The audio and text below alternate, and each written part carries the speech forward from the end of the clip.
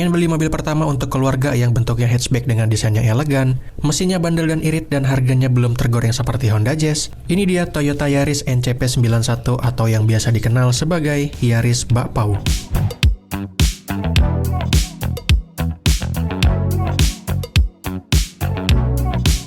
Meskipun usianya sudah hampir lebih dari 15 tahun, sampai sekarang desain dari mobil ini masih bisa diterima. Masih terlihat cukup modern.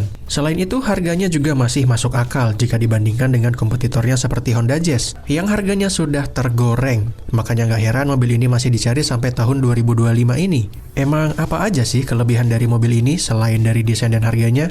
Tapi sebelum itu, seperti biasa, kita bahas dulu sejarah singkat dari mobil ini. Mobil ini lahir karena Toyota pada masa itu cukup kepanasan karena melihat angka penjualan dari Honda Jazz yang cukup laris di pasaran. Sehingga mereka mendatangkan Toyota Yaris dengan status CBU Thailand pada tahun 2006. Berbeda dengan Honda Jazz yang menyasar market anak muda dengan desain yang sporty, Toyota Yaris ini mengincar pasar yang elegan. Hal ini tergambar dari desain Yaris pada masa itu yang lebih membulat hampir tanpa sudut. Makanya orang pada masa itu menyebut mobil ini sebagai Yaris Bakpao, karena bentuknya ini memang membulat seperti bakpao. Generasi Yaris pertama ini memiliki 3 varian pada edisi pertamanya. Yang terendah ada tipe E, tipe S, dan tipe S Limited untuk yang tertingginya. Untuk fitur, Toyota Yaris generasi pertama ini sudah dilengkapi dengan ABS, EBD, Dual SRS Airbag, Reclining Seat, Power Door Lock, Electric Folding Mirror, dan untuk yang S Limited sudah menggunakan keyless. Di tahun 2009 kemudian terjadi facelift dengan perubahan di bagian bumper depan, grill, lampu depan yang jadi ada tempat beleknya, dan lampu belakangnya juga berubah. Lalu dihadirkan juga varian baru yaitu tipe J untuk tipe yang paling rendahnya, yang paling polos. Nggak ada airbag, ABS, ataupun EBD. Lalu ada juga varian TRD Sportivo yang mengambil basis dari tipe J tapi dengan tambahan body kit. Kemudian di tahun 2012 terjadi lagi facelift kedua dengan ubahan di bagian bumper depan, fog lamp, dan lampu belakang yang jadi mirip Toyota Vitz Jepang.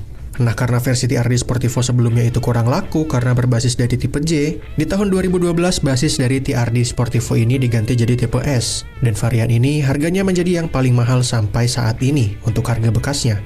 Setelah itu muncul generasi kedua pada tahun 2014 dengan kode XP150 yang dikenal sebagai Yaris Lele. Jadi mobil yang sangat berbeda karena desainnya ini lebih panjang dan kurang disukai karena beberapa hal. Mungkin nanti kita akan bahas di video terpisah mengenai mobil ini. Lalu di tahun 2018 terjadi facelift lagi untuk generasi keduanya ini, lampunya jadi berubah dan dikenal sebagai Yaris Joker. Dan itulah sejarah singkat dari sebuah Yaris dengan nama yang aneh di setiap generasinya. Dan sekarang kita masuk ke pembahasan apa saja yang menarik dari sebuah Yaris Bakpao ini. Alasan pertama kenapa Yaris ini masih dicari sampai sekarang adalah desainnya. Desainnya ini masih termasuk sangat elegan walaupun usianya sudah tidak lagi muda dan termasuk agak tua.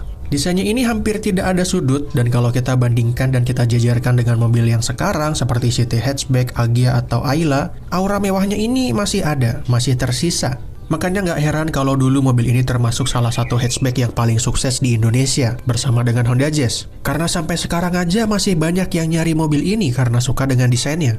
Tapi berbeda cerita kalau kita bandingkan dari segi interiornya. Untuk beberapa orang termasuk saya, interior dari sebuah Yaris Bakpao ini termasuk yang agak kurang. Apalagi dengan desain speedometer yang ada di tengah ini jadi agak aneh nih.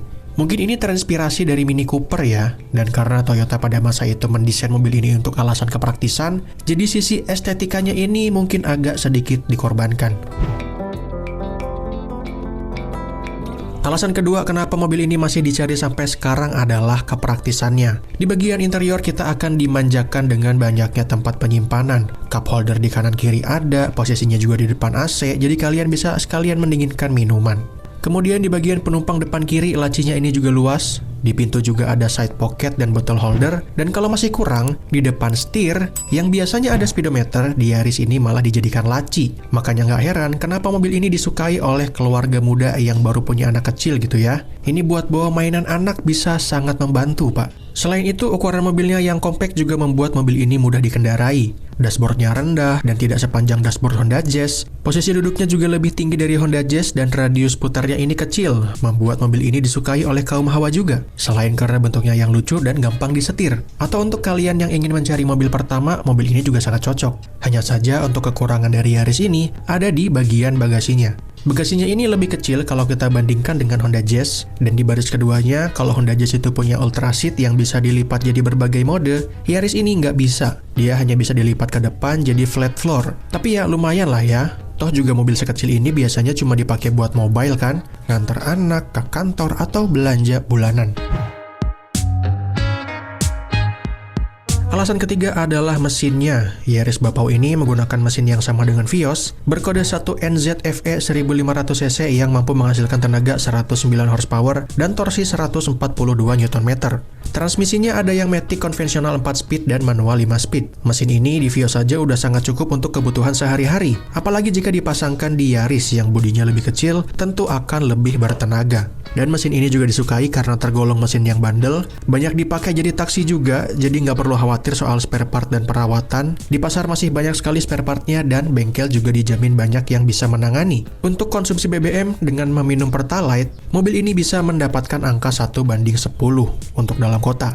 Dan untuk di luar kota pasti lebih irit, mungkin di 1:13 atau 1:14 per liter. Jika dibandingkan dengan Honda Jazz, suspensi dari Yaris ini termasuk yang empuk.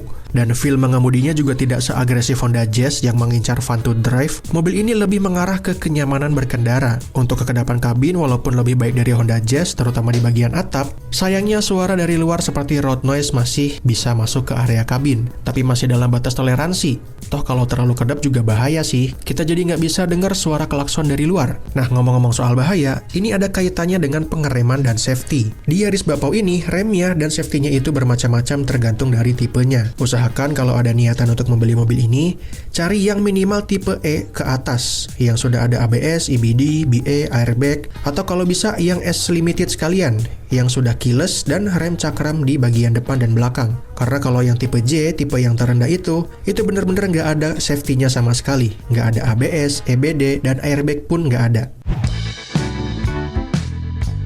Alasan terakhir kenapa mobil ini masih menarik adalah harganya. Di marketplace, mobil ini dijual mulai dari harga 65 sampai 110 jutaan. Range harganya ini bisa terpaut sangat jauh karena memang mobil ini tahun produksinya panjang, dari tahun 2006 sampai tahun 2013, dan dengan tipe yang bermacam-macam. Tinggal menyesuaikan saja dengan kebutuhan dan budget yang tersedia. Kalau saya dibandingkan dengan membeli sebuah LCGC ya, mending beli Yaris ini. Mungkin bekas iya, agak tua iya, dan perlu perbaikan juga iya di beberapa bagian, tapi harga dan apa yang didapatkan masih sangat masuk akal. Di jalan juga kita masih lebih berkelas dan dihargai, karena sekarang LCGC ini lagi menjadi sorotan nih, karena ulah beberapa oknum yang berkendara sesuka hati dan membahayakan orang lain. Dan harga jualnya pun kalau kita bosan nggak akan seturun LCGC atau mobil baru lainnya. Belum lagi kalau kredit, udah makin mahal, harga jualnya pun turun jauh, jadi ruginya double. Tapi ya balik lagi sih ke pilihan masing-masing ya. Dan layaknya membeli mobil bekas pada umumnya, perlu juga diperhatikan beberapa hal seperti di bagian kaki-kaki, karet-karet, mesin, busing-busing. Umumnya bagian-bagian inilah yang akan menjadi PR di mobil yang usianya nggak muda lagi. Kesimpulannya, mobil ini akan sangat cocok untuk siapa? Akan sangat cocok untuk kalian pasangan muda yang baru punya anak, atau yang akan punya anak karena tempat penyimpanannya yang banyak, atau untuk keluarga kecil yang kebutuhan hariannya untuk mobile di perkotaan dengan ukuran mobil yang kompak, atau untuk anak muda juga ini sangat cocok karena pilihan modifikasinya juga banyak seperti Honda Jazz. Belum lagi perawatannya yang mudah dan termasuk murah serta spare partnya yang banyak. Dan sekian pembahasan kita mengenai Yaris Bapau ini. Silahkan like, share, dan subscribe kalau suka. Komentar kira-kira kita bahas mobil apa lagi. Terima kasih telah menonton. Sampai jumpa di video selanjutnya.